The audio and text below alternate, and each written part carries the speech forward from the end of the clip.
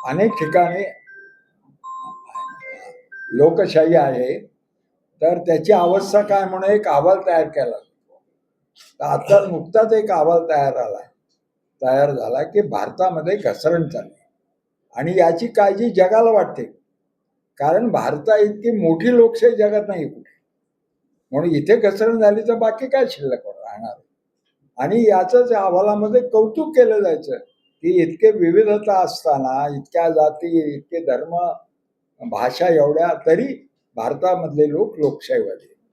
आणि हा वाद झालेला आहे की लोकशाहीमध्ये सर्वोच्च सार्वभौम कोण, संसद लोकप्रतिनिधींची का जनता.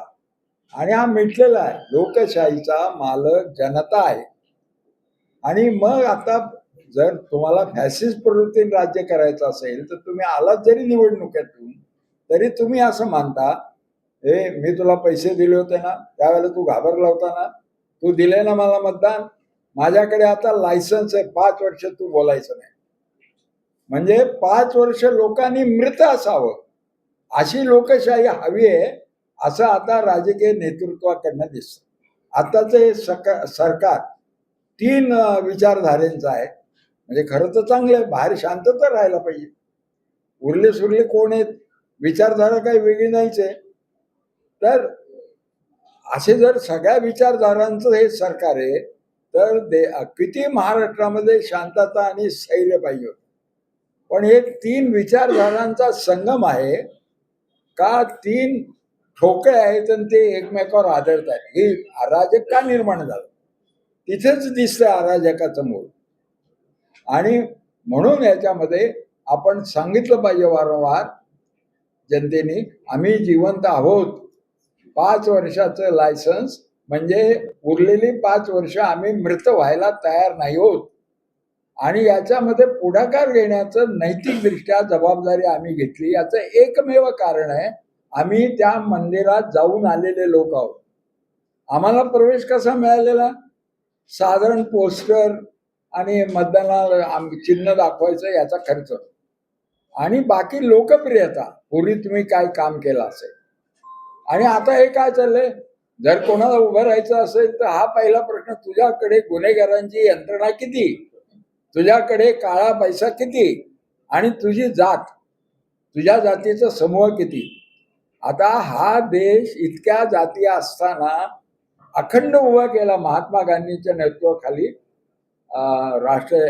एक राष्ट्रीय संग्राम झाला आणि 32 वर्षाच्या त्यांच्या 15 साली ते आले, 47 साली त्यांनी एक आशिया खंडातलं मोठं राष्ट्र उभं केलं, आधुनिक.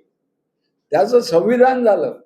ते संविधान सांगतंय की जातीला किंमत नाही, सर्व भारतीय नागरिक समान दर्जाचे, स्त्री पुरुष विभाजन नाही. मग हा जो एकत्र करण्याचा विचारसरणी होती, ती विभाजनवादाची विचारसरणी, ती तुकडे करते का. मग याचा परिणाम असा होईल, भारत परत पारतंत्र्यात जाईल, परत त्याचे तुकडे. एक उदाहरण सांगतो, आणि ते महाराष्ट्रात याच्याबद्दल लाज वाटते आपल्याला. राष्ट्रामध्ये राज्य असतात, राज्यामध्ये जिल्हे असतात, पण बीड जिल्हा एक असा आहे, आपण जे ऐकलं अनेक दिवस प्रसार माध्यमातून, की बीड जिल्ह्यामध्ये 2 राष्ट्र तयार झाली. 2 जातींच्या प्राबल्यावर 2 राष्ट्र तयार झाले. पालक मंदिराचं रूपांतर मालक मंदिरात झालं. एवढं भांडण का पालक मंदिरात, तर आम्हाला जिल्ह्याचं मालक व्हायचंय, म्हणजे जिल्हा हे राष्ट्र व्हायला लागलं. तर या सगळ्याच्या बद्दल जागृती करण्याकरता त्यांना वाटतं की जनता काही एवढी शहाणी नाही.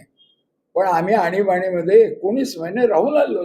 आम्हाला पहिल्यांदा असंच वाटायचं, लोकांना विचारलं कोणी भेटायला आलं तर, बाहेर कसं चाललंय, बाहेर लोक सुखी आहेत, क्यू चाललाय, भ्रष्टाचार कमी आहे, जरा घाबरतायत. पण हे किती दिवस चित्र होतं, 3-4 महिने. आणि त्याच्यानंतर अराजकाची सुरुवात झाली. आणि कुणी सरकारी अधिकारी, विशेषतः पोलीस, ते सांगू लागले, अरे ही आणीबाणी आहे, भर दो मेरा खिसा नाही तो है तुमको मिसा. म्हणजे काही नाही, तसा जनसुरक्षा कायदा आणला याने, काही बोललं नाही तर तुम्हाला अर्बन नक्षल म्हणून टाकणार. म्हणजे राणे नावाचा मंत्री रोज विभाजन करणार हिंदू मुस्लिम, रोज शिवीगाळ करणारे लोकांना तुम्ही उचलून विधान परिषदेला आणता. म्हणजे तुम्ही पिकअप कोणाला करताय? समाजाच्या प्रतिष्ठा कोणाला देताय? सत्ता, संपत्ती आणि प्रतिष्ठा एका विशिष्ट लोकांना देतायत आणि त्याच्यातून हा विभाजनवाद वाढतो. धनगर मराठ्यांच्या विरोधी, मराठा माळ्यांच्या विरोधी परिषदा घेत आहेत. अहमदनगरचं नाव अहिल्यानगर ठेवलं, काही गरज नव्हती, धनगर मता करता केलं. तर रोज विभाजन करायचं. हिंदूंनी मुसलमानांचा द्वेष करायचा, महारांनी मराठ्यांचा द्वेष करायचा, मातंगाने महारांचा करायचा. तर हे राजकारण थांबलं पाहिजे, हा याचा एक लॉंग टर्म उपाय आहे. पण तातडीने याचा निषेध जर दाखवला आपण, तर जनमताचं एक असं जसं आता मराठीच्या जोडीला हिंदी लादायची होती मातृभाषा असल्यासारखी प्राथमिक शाळेत, तर लोक रस्त्यावर आले आणि तो थांबलं. तर तत्काळ म्हणून एक काही औषध उपाययोजना आहे आणि एक दूरवरची म्हणून औषध योजना आहे. तर त्यामध्ये जसं लोकांचा प्रतिसाद मिळेल तसं आम्ही पुढे जात राहू, एवढं देतो. आम्ही ही जबाबदारी घेतलेली आहे, कारण आम्ही त्या मंदिरात जाऊन आलेलो, त्या ठिकाणचं वातावरण अनुभवून आलेलो लोक आहोत आणि आम्ही लोकांना मृतवत होऊ देणार नाही याची जबाबदारी घेतो. आणि आपण सगळे आलात याचे आभार. म्हणजे नाही झालं कार्य राहुल प्रश्न असेल विचारायचा असेल विचारायचं. या सगळ्या परिस्थितीला जबाबदार राज्याचे प्रमुख मुख्यमंत्री असा प्रश्न आहे, तर तो लोकशाहीच्या मालकाने करायचा. लोकशाहीची प्रतिनिधीशाही होऊ द्यायची नाही. प्रतिनिधी 5 वर्षाकरता असतात, पण ते कायमचे मालक खूप बघायला लागले आणि ते म्हणतील तसं जनतेने हातबल राहायचं, हे बरोबर नाही. मग याच्यातला एक हुंकार पहिला कोणाचा, तर तो माजी आमदारांचा, ते तिथे जाऊन आले, ही आजच्या ह्याची कल्पना आहे. पण याच्यामध्ये जर जनतेलाही वाटत असेल समान भावना, सहसंवेदना असेल आणि याच्यामध्ये पक्ष वगैरेच्या मर्यादा काही नाहीये, तर मग आम्ही आणखीन पुढे याचं चळवळीमध्ये रूपांतर करू. पण आज ही पहिली भूमिका आहे की हे चाललंय, याच्या विरोधात आम्ही आहोत, हे आम्हाला आवडत नाही, हे मालकांनी प्रतिनिधींना सांगणं आवश्यक आहे. प्रतिनिधी टेम्पररी आहेत, लोक कायम आहेत, परमनंट. तर मी आता रामदास फुटाणे यांना विनंती करतो की त्यांनी त्यांचं मनोगत व्यक्त करावं.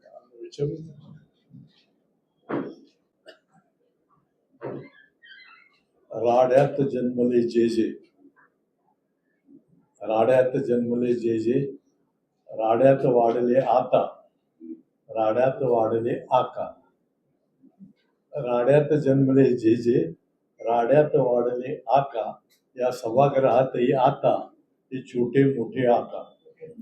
तेव्हा सभागृहात लहान मोठे आहेत, सभागृहाबाहेर तर आपण बघतोच आहोत काय काय झालं सगळं. आता हा प्रश्न इतका गंभीर आहे, त्याच्या मुळाशी जाणं गरजेचं आहे.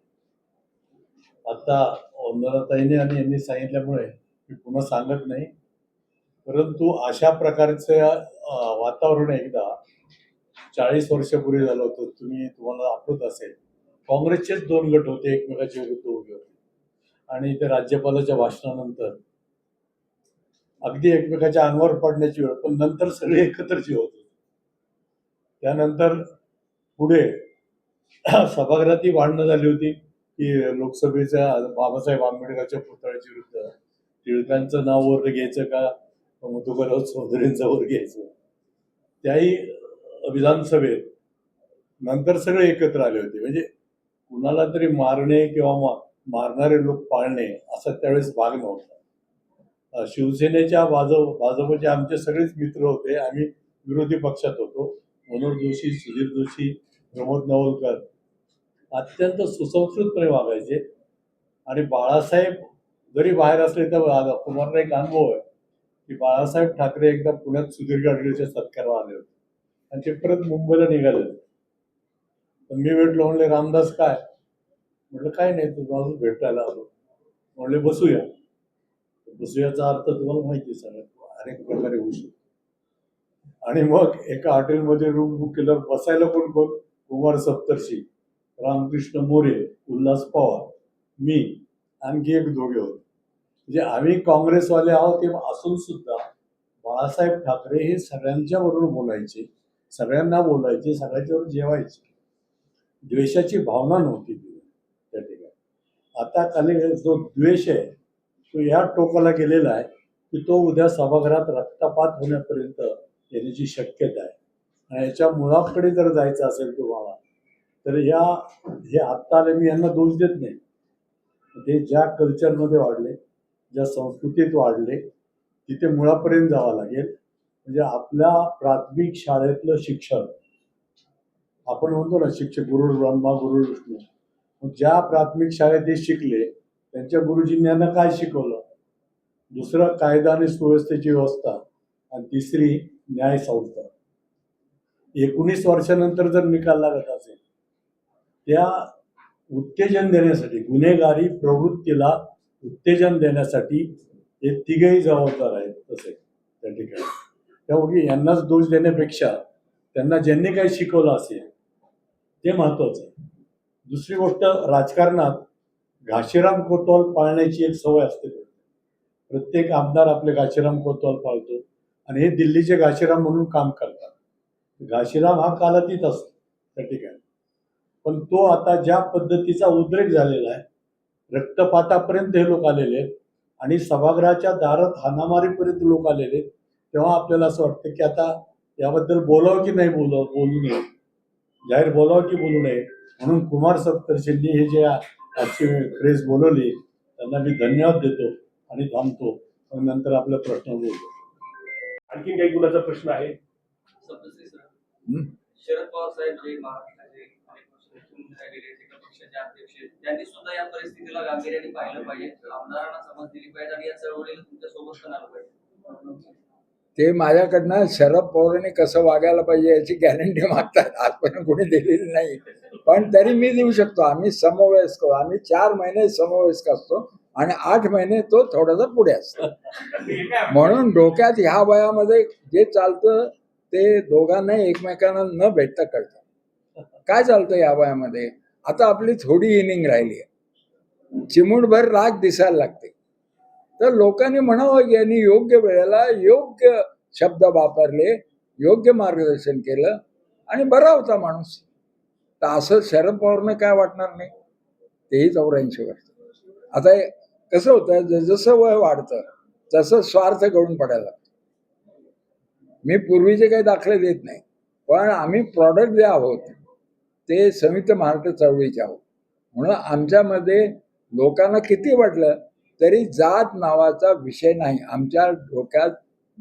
मराठी भाषा, सगळ्यांना आपापलं राज्य मिळालं, महाराष्ट्रालाच काय नाही. म्हणून संयुक्त महाराष्ट्राचे प्रॉडक्ट आहोत आम्ही. मी आहे, सुशील कुमार शिंदे आहे, इव्हन रामदास पण त्याचा आहे. हे त्या काळातले लोक. आमच्या डोक्यात इतर काही असेल पण जात नसते, कारण भाषा जातीला वाफ करून टाकते. जातीची धर्माची हे भेदाभेद जातात आणि भाषा जोडते सगळ्यांना. तर शरद पवार त्याचेच प्रोडक्ट आहे. त्यांना नक्कीच याच्याबद्दल खूप चिंता वाटत असतात. हे मी त्यांच्या वतीनं सांगतो. मी कॉलेजपासून आम्ही मित्र आहोत, 61चे आम्ही ग्रॅज्युएट आहोत. श्रीनिवास पाटील हे आमच्या बरोबर होता शिकायला. राज ठाकरे सातत्याने नेमकं तोच आरोप करतात पवार साहेबांवरती. कोण? राज ठाकरे. राज ठाकरे. आता असं आहे, आरोपांचा सुकाळच आहे ना. अशा याच्यामध्ये कोणी कोणा करणारच आरोप. पण मी सांगतो, आता जे 84 वर्षाचे 85 वर्षाचे ते सर्व संयुक्त महाराष्ट्राच्या चळवळीचे प्रॉडक्ट आहेत. ते कुठल्या का पक्षात असेल आणि ते भाषाप्रेमी आहेत. आणि माझं स्वतःचं म्हणणं असं आहे, महाराष्ट्र धर्म नावाची हिंदुत्ववादापेक्षा 10 पट 100 पट पॉवरफुल आयडिओलॉजी आहे सगळ्यांना धरून ठेवण्यात. आणि ती भारताच्या राष्ट्रवादाच्या विरोधी नाही, कारण याच्यामध्ये संत आले, महानुभाव आले, नाथपंथी आले, याच्यामध्ये ज्ञानेश्वर, तुकाराम, सर्व वेगवेगळे संत चोखामेळापर्यंत लोक आले. आणि महाराष्ट्र धर्मामध्ये रानडे, आगरकर, महात्मा फुले, शिवाजी महाराज हे सर्व येतात. आता शिवाजी महाराज सुद्धा गंमत आहे, त्यांनी जो उठाव केला उत्तरेच्या वर्चस्वाच्या विरुद्ध. त्यांना बहामनी राज्याची साथ होती, तेव्हा दखनी बोलली जायची. हे बहामनी राज्य म्हणजे दखनी भाषेचा उठाव होता. म्हणजे हिंदवी स्वराज्य म्हणजे हिंदू स्वराज्य नव्हे, ही दखनी भाषा आहे की आम्हाला स्वराज्य पाहिजे. आणि म्हणून एकमेकाकडे मुसलमानांकडे हिंदू होते, हिंदूंकडे मुसलमान होते, नगरचा निजाम, गोळकोंड्याचा कुतुबशाह. तर महाराष्ट्राला एक परंपरा आहे अशा कोणाच्या वर्चस्वाची, कोणाच्या फॅशनच्या उठावाची. आता हे खरं आहे की महाराष्ट्राने इतर प्रांतात जाऊन राज्य केले, पण ते वेगळ्या पद्धतीने केले. बडोद्यामध्ये सयाजीराव गायकवाडांच्या बद्दल द्वेष वाटत नाही गुजराती लोकांना. अहिल्याबाई बद्दल इंदोरमध्ये द्वेष भावना नाही, वरून येऊन राज्य केलं तरी. शिंद्यांबद्दल ग्वाल्हेरमध्ये नाही, देवासमध्ये झाशीच्या राणीबद्दल नाही. ही काय भानगडे? महाराष्ट्र माणूस बाहेर गेला की सुधरून घेतो स्वतःला. इथे तो मिशा पडत असेल, पण बाहेर म्हणतो राज्य करायचं ते नम्रतेने केलं पाहिजे. हा महाराष्ट्र धर्म आहे. आणि राज ठाकरे आणि यांना मी जाहीर विनंतीच केली की त्यांनी महाराष्ट्र धर्म आणि हिंदुत्वात कुठलं काय आलंय? हिंदू समाज म्हणजे अहिंसा. आचार्य विनोबांनी एक हे केलेलं आहे व्याख्या, हिंदू अधिक हिंसा इज इक्वल टू हिंदुत्व. तर एवढं सगळं आहे. तर महाराष्ट्र धर्म जर घेतला तर सगळं ठीक होतंय, महाराष्ट्रातला अराजक थांबतंय. सगळ्यांचे मी आभार मानतो. आपण पोहोचवाल अशी अपेक्षा. हा हा, कोणाला प्रश्न आहे? मला हा अव्वर पुढची हा नेते. आता मी आहे महाराष्ट्र गांधी स्मारक निधीचा अध्यक्ष आणि मी असं मानतो की महात्मा गांधीचा वारसा अहिंसक सत्याग्रही चळवळी करणाऱ्यांच्याकडे असला पाहिजे. केवळ खादी घातली, चहा पित नाही, पायात चप्पल घालत नाही असा डेड गांधीवादी हा गांधीवादाचा वारसा होऊ शकत नाही. आम्ही त्याचा वारसा होण्याचा प्रयत्न करतोय. तर आम्ही लीड घेऊ जर जनतेने प्रतिसाद दिला तर. आणि याचा शेवट काय असं तुम्ही म्हणाला, तर याचा शेवट आपल्या नजीकच्या इतिहासातून कळतो. गुजरातमध्ये 1973-74च्या काळामध्ये असं झालं होतं की कॉलेजमधले मेसमध्ये बिल वाढलं. त्याच्याकडे गेली मुलं, का बाबा बिल वाढलं अचानक? तर म्हणले तेल महाग झालं. मग ते तेलवाल्याकडे गेले. मग तेलाचे व्यापारी म्हणाले आम्हाला हप्ता द्यावा लागतो, आम्ही भाव आणणार कुठून पैसे, म्हणून भाव वाढवले. आणि असं करत करत ते प्रत्येक आमदाराच्या मागे मुलं लागले. आणि शेवटी त्यांची डिमांड आली, इंदिरा गांधी पंतप्रधान होते, की असेंब्ली डिझॉल्व्ह झाली पाहिजे. आमच्या विधानसभेचं दुधाचं दही झालंय, आता परत दूध होणार नाही. तर ही याची शेवट आहे की महाराष्ट्राची आत्ताची विधानसभा बरखास्त झाली पाहिजे. पण अर्थात हे शक्तीचा मामला आहे, लोक मालक आहेत. लोकांची शक्ती तेवढी झाली तर ती मागणी शेवट आहे. तुम्ही शेवट विचारा की विधानसभाच बरखास्त झाली पाहिजे. हा अर्थात ते सांगितलं. सगळ्यांना मान्य असलं तर एक दिवस आम्ही गांधी भवनामध्ये निषेध धरणं लढण्याचा एक कार्यक्रम आखू. मुख्यमंत्री किंवा यांना लोक भेटतात. हा काय मुख्यमंत्र्यांना जाऊन या संदर्भात माझी आमदार LT तिथपर्यंत जाईल. आणि मुख्यमंत्री तरी आपण त्यांना भेटून काय करणार आहोत? सेकंड पुढची रणनीती काय? यांचं वय 83, माझं 83 आहे का? आता नवीन फॅशन एक चांगली आली की मर्यादित दिवसाचा आमरण उपोषण, तेवढं आम्ही करू शकतो. म्हणजे सकाळीच आम्ही कुणाला तरी सांगून संध्याकाळी ज्यूसचा ग्लास घेऊ दे नाही किंवा धरणं लढू. परंतु आता ही मुळात शक्ती कशात आहे? लेखणीत आहे. पत्रकारांच्या लेखणीत शक्ती आहे. आणि तुम्ही याचा उपयोग चांगला करावा अशा. आणि आम्ही असंच आता प्रेस कॉन्फरन्स घेत राहणार. पण आता एक तर तरुण वर्ग जागा झाला पाहिजे मोठ्या प्रमाणात. आणि आंदोलन करण्याची क्षमता हे महाविद्यालयीन विद्यार्थ्यामध्ये आहे, जो कुठल्याही राजकीय पक्षाचा नाही, ज्याला कुठल्याही प्रकारचा कुणाच्या बद्दल, जातीबद्दल, धर्माबद्दल द्वेष नाही, कुठल्याही राजकीय पक्ष. अशा तरुणांनी यात सहभाग घेण्याची गरज आहे आणि हे सांगण्यासाठी आम्ही आहोत. आता आम्हाला तुम्ही काहीतरी करा म्हणून सांगितलं तर अगदी आम्ही 1-2 दिवसासाठी काहीतरी करू शकतो, धरणं वगैरे धरून बसू शकतो, पण त्या आम्ही शांतीच्याच मार्गाने जाण्याचा तो प्रयत्न राहील. पण मला वाटतं त्यापेक्षा आता हे तरुणामध्ये जनजागृती होण्याची जास्त गरज आहे. यांच्या रामदास फुटाणे माझे मित्र, माझ्या भागातलेच आहेत, कर्जत जामखेड भागातून. यांच्याशी मी 99% सहमत आहे. पण 1% उरतो की महात्मा गांधीने नौखालीला एवढे हिंदू मुसलमान दंगे असून सुद्धा गेले, काय होईल? आता आयुष्य एवढं संपलंच आहे, तर थोडं उरलंय, ते जर ह्या कामी लागलं तर त्या कामी पण लावू आम्ही, नाही का? त्या मुद्दा आहे तो त्यांनी मांडला, तो फार महत्वाचा आहे की जनतेचा प्रतिसाद मिळणं, आणि त्या प्रतिसादासाठी प्रतिसाद जनतेला द्यायचा नसेल तर ती स्वतंत्र न द्यायला.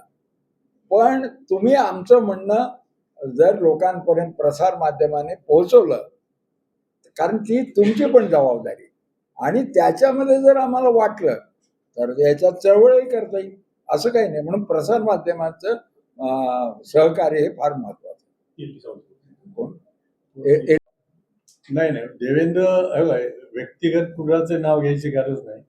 त्याचा मुळात जर तुम्ही गेलात ना, देवेंद्र काय दुसरे आले तरी महाराष्ट्र असाच आहे. कारण ज्या कार्यकर्त्यांना बरोबर घेऊन ते त्या सभागृहात गेलेले आहेत, त्या कार्यकर्त्यांची जी संस्कृती आहे, आणि तोच उद्याचा आमदार आहे त्या ठिकाणी. तेव्हा देवेंद्रजी गेले आणि दुसरे आले तरी घडणार हेच आहे. पण संपूर्ण महाराष्ट्रात हिंसक प्रवृत्ती इतकी वाढलेली तरुण माणसावर, तरुण कार्यकर्त्यावर, की तो कुठल्याही पक्षाचा असो, पक्ष महत्वाचा नाही, कुठल्याही पक्षाचा कार्यकर्ता असो, त्या कार्यकर्त्यामध्ये हिंसक प्रवृत्ती फार वाढली. आणि राजकीय कार्यकर्त्याच मध्येच नव्हे तर संपूर्ण समाजात, तरुणाईमध्ये ही हिंसक प्रवृत्ती वाढली. आपण आता गेल्या महिन्यात मुंबईत पाहिलं, आता कालच एका मराठवाड्यात पाहिली एक घटना. कारण ते शोधतात फक्त हिंसाचार आणि प्रचंड टोळ्या. मी सांगितलं की या ठिकाणी सगळ्या महाराष्ट्रात ग्रामीण भागात कष्टाची कामं करण्यासाठी परप्रांती आलेले आहेत, अगदी गोठ्यातलं शेण काढण्यापासून ते मजुरी करण्यापर्यंत. आणि त्यांना मराठी भाषिक करणं हा आपला प्रश्न आहे, कारण ते आता महाराष्ट्राचे इथे 2 कोटी 3 कोटी लोक आलेले आहेत, तर ते मराठीच आहेत ना, त्यांना मराठी करून घ्यावं लागेल. पण त्यांच्याशी सुद्धा आपण मारामारी करून तर चालणार नाही. मुख्यमंत्री कोण आहे हा महत्वाचा भाग आहे, की समाजमध्ये कसा आहे, तो कार्यकर्ते कसे आहेत. ज्या प्रकारचे कार्यकर्ते, त्याच कार्यकर्त्यातून उद्याचा सगळा आमदार येणार आहे. आजचं सोडा तुम्ही, उद्या आपण हा विचार करतो. कुमारच्या पुढे काय विचार आहे की कोणता भविष्यकाळ आपण आणून ठेवलेला आहे. म्हणजे आज जे काही घडलं गेल्या याच्यात, त्यामुळे उद्या काही घडू शकते यापेक्षा अशा प्रकारच्या टोळ्या सगळ्या राजकीय पक्षाच्या, म्हणजे एका पक्षाला जबाबदार धरून चालणार नाही. सगळ्या राजकीय पक्षांनी असे लोक का पाळले, अशा टोळ्या का पाळल्या, असा हे महत्वाचा भाग आहे. आणि आपल्याला माहिती आहे कार्यकर्ते जे बरोबर ते 3 प्रकारचे असतात, बाबळीसारखे. एक तुम्हाला माहिती रामकाठी बाबूळ, सुबाबळीचा याने खूप प्रचार केलेला आहे. रामकाठी बाबूळ म्हणजे त्याचा तुरा वर असतो. तुम्हाला माहित नसेल की ग्रामीण भागातल्या लोकांना माहिती रामकाठी बाबूळ काय. किंवा काही कार्यकर्ते असे असतात ते एअरपोर्टवरच भेटतात, वंदना एअरपोर्टलाच, बाकी कुठे भेटणार नाही. आणि ते नेहमी हायकमांडच्या गाडीत येत असतात, पक्ष कोणताही असो. दुसरे असतात सुबाबळी, जे कालपर्यंत दिसत नव्हते, इतके अचानक मोठे झाले की जुने वृक्ष सुद्धा खुजे दिसायला लागले. आणि तिसऱ्या असतात येड्या बाबळी, जे सर्किट अवसर बोनेटवर पडतात सारख्या सारख्या, पण ते बूथ कार्यकर्ते म्हणून काम करतात त्या ठिकाणी, आणि त्यांच्यावर आपल्याला निवडणुका जिंकतात. ही सगळी मंडळी सांभाळण्याचं काम त्या बिचाऱ्या आमदारांना करावं लागतं. मग त्यांच्या तोंडातून थोडे अभद्र शब्द आले, तुम्ही काय चिडता कुमार? कारण ज्या पद्धतीचा भोवताल आहे, आपण एक लक्षात घ्या, पक्ष आता कुठल्या पक्षाला द्वेष देण्यात अर्थ नाही, कुठल्या मुख्यमंत्र्याला नाही, तर सगळा समाज ज्या हिंसक प्रवृत्तीकडे चाललेला आहे, ती हिंसक प्रवृत्ती कशी रोखायची हा आपल्यापुढे मुख्य प्रश्न आहे. आता पुढची दिशा काय? प्रश्न कोणी उत्तर द्यावं अपेक्षित ते सांगा. यांनी मला विचारलं मी त्याचं देतो. पुढची दिशा काय राहणार आहे? त्या देवेंद्र फडणवीस ही व्यक्ती सुद्धा समाजातून निर्माण होते. समाजात वेगवेगळ्या शक्ती काम करत असतात. हा रामदास फुटाण्याचं सिद्धांत आहे, बरोबर आहे. आता देवेंद्र फडणवीसाचे गंगाधर फडणवीस हे जनता पार्टीमध्ये आमदार होते आणि माझे मित्र होते. ते जनता पार्टीतर्फे निवडून आले होते. त्यांचे हे चिरंजीव आहेत. व्यक्तिगत काही म्हणालो आपण दाखवलं तो काकाच म्हणणार आणि ऐकणार, पण प्रश्न तो नाही ना. तुमच्या हातामध्ये गृह खातं आहे, तुम्ही मुख्यमंत्री आहात आणि अशा वेळेला तुम्हाला याचं व्यवस्थापन जमतंय का योग्य दिशेनं? या गुंडगिरीचा गुन्हेगारीचा तुम्हाला बंदोबस्त करतायत का, हा प्रश्न आपण त्यांना विचारला पाहिजे. पण जो कोणी सीएम पदावर असेल, ज्यांनी कोणी जबाबदारी मान्य केली त्याला विचारलं पाहिजे. व्यक्तिगत आमचं काही त्याच्याबद्दल नाही. आता एक काळ असा होता की भारताच्या ज्या राष्ट्रपती झाल्या प्रतिभाताई पाटील, त्या आमच्या बरोबर काँग्रेसचे मंत्री होत्या आणि मी विरोधी जनता पार्टीचा. पण जसं वर्गमित्रांचं प्रेम असतं तसं एका काळात सभागृहात असलेल्या लोकांचं आपसात प्रेम असतं. त्याला पारखे आता कायमचे वैरी एकमेकांना मानायला लागले, संपवायला लागले.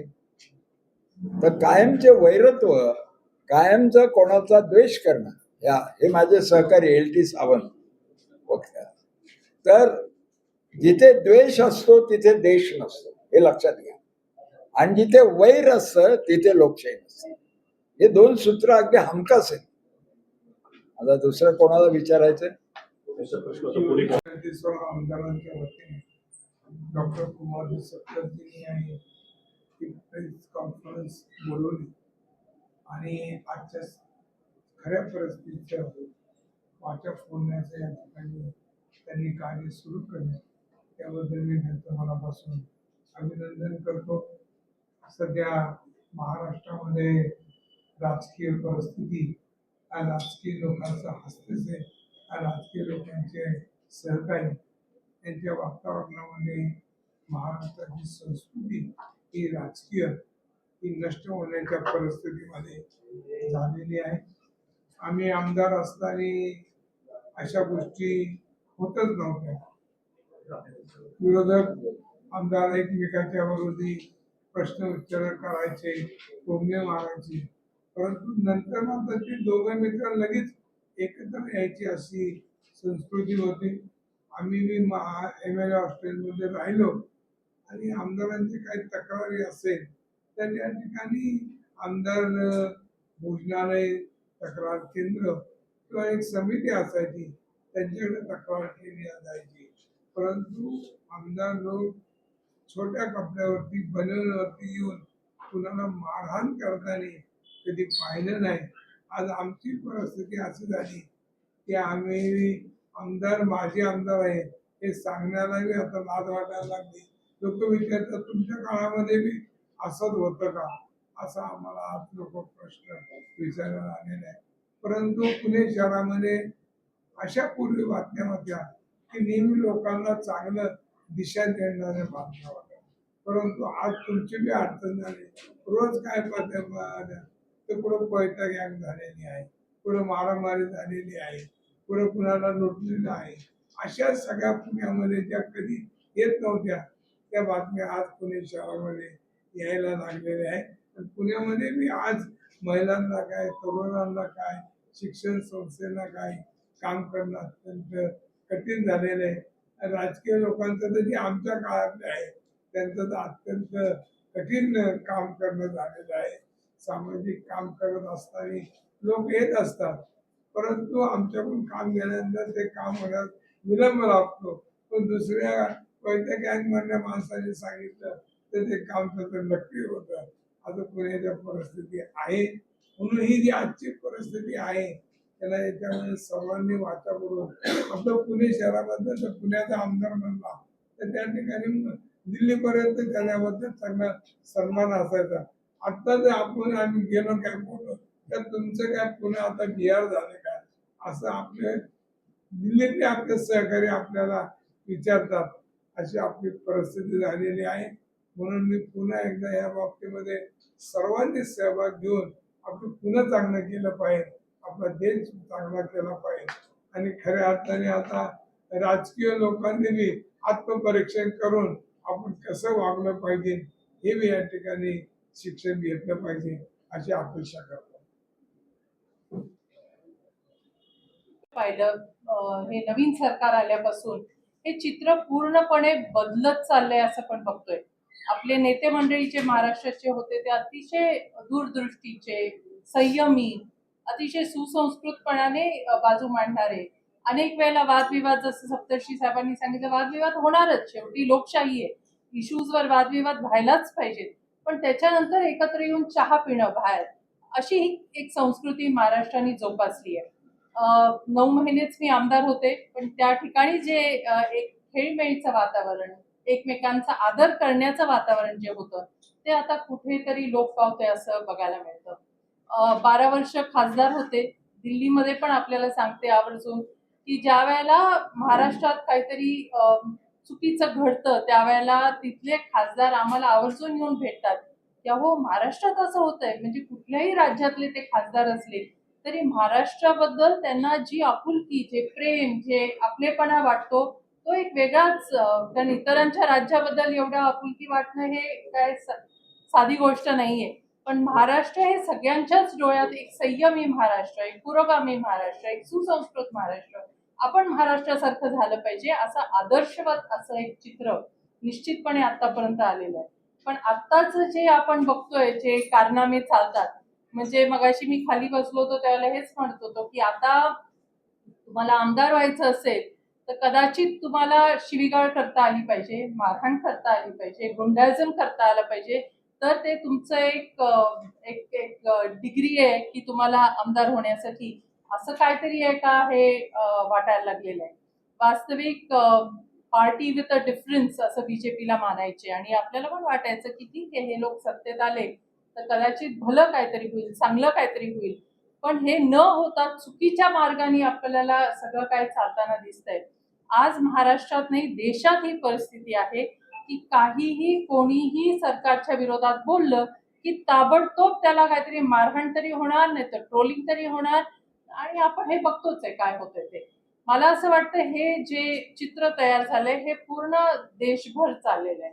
कारण प्राईम मिनिस्टर ज्यावेळेला मणिपूरमध्ये होणाऱ्या अत्याचाराच्या विरोधात तिकडे जात नाहीत, त्याच्याबद्दल बोलत नाहीत, हाच आदर्श मग खाली येतो आणि तो आदर्श घेऊन ही सगळी मंडळी वागतात.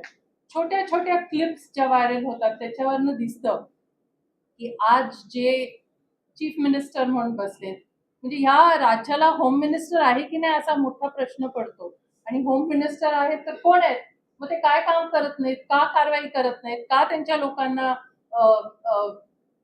पुलअप करत नाहीत, हे सगळे प्रश्न आपल्या समोर येत आहेत. आणि महाराष्ट्राची अधोगती होतीये. ह्या पद्धतीचं कल्चर जर राजकारणी लोक दाखवायला लागली तर लोकांमध्ये ते पसरण्यात वेळ लागणार नाही आणि ते व्हायला लागलेलं आहे. म्हणून ह्याला आळा घालण्याची अत्यंत गरज आहे. आता राजकारणी लोकांना जे असे वागतात त्यांना सरळ कसं करायचं मला माहित नाही. त्यांच्या जर DNA मध्येच असं असेल तर त्यांना कसं सरळ करणार. पण मला असं वाटतं ह्या परिस्थितीत लोकांनी आता प्रश्न विचारले पाहिजेत की जे प्रश्न ह्या राज्याचे आहेत, शेतकऱ्यांच्या आत्महत्या होत आहेत, उद्योगाची अधोगती होतीये, बेरोजगारी आहे, महिलांवर अत्याचार होत आहेत, हे सगळे प्रश्न आहेत. शिक्षण असेल, सुव्यवस्था असेल, आरोग्य असेल, ह्या सगळ्या गोष्टींना तुम्ही आता ऍड्रेस करा. बस झालं तुमचं नाटक, एवढी सांगण्याची वेळ आली आहे आणि हेच ह्या प्रेस कॉन्फरन्सच्या माध्यमातून सांगू इच्छितो. धन्यवाद.